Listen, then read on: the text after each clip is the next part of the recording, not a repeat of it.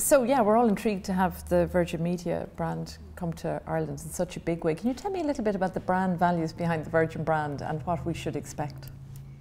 Well, we like to think the Virgin brand is synonymous with quality, good value, fun, innovation. In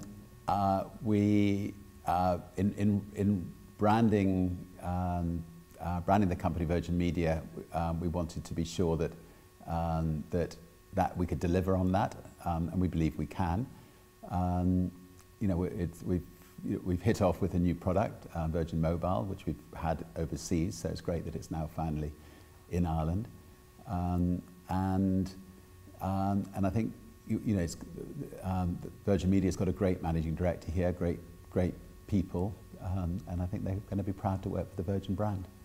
And you and I would both be of an age to remember the dot-com crash the first time around. I just wanted to get your opinion on, your thoughts of people talking about a tech bubble.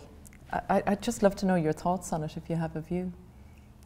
Well, I'm sure there are some companies that are overpriced. I think there's many companies that may be underpriced. I think the exciting thing about the internet and all the companies that trade on it is that the internet is growing. I mean, we're just about to put up a satellite array of 800 satellites around the world that will help us reach the 3 billion people that aren't connected. So the global reach of the internet is growing, and I think if you have a product that is global and has the capability of attracting attention on a worldwide basis, it's still a great investment. But obviously, look, there are some people that are just investing in lots and lots of companies, just hoping that they get lucky with one.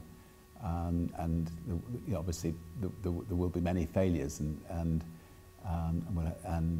people are just going to have to try to choose to pick the right ones.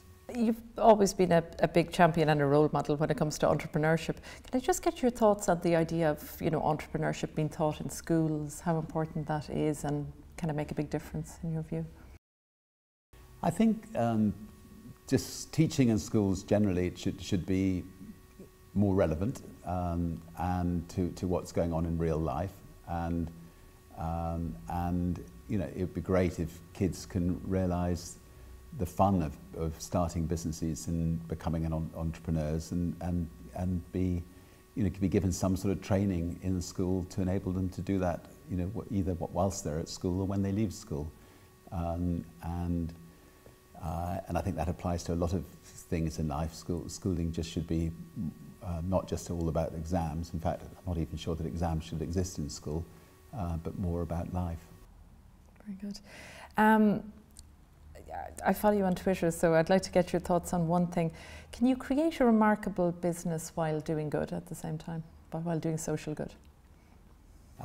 Yes, I mean, you can create a remarkable business while doing good at the same time. First of all, creating a business in the first place is generally doing good, because your business is unlikely to succeed unless it's improving other people's lives. So that's a good first step, and you want to make sure your business is successful, so that you can then turn your attention to campaigning on issues you feel strongly about, or tackling issues on a local basis or a national basis or an international basis. And I think business people are in a better position actually than politicians to bring about real change in the world, or at the very least working with politicians and social workers, they can bring about real change in the world. I'd be remiss if I didn't ask you one last thing, given our our readership. If you had one, and I know there are so many that you would have, but if you had one tip for an entrepreneur starting out, what would it be? Screw it, just do it.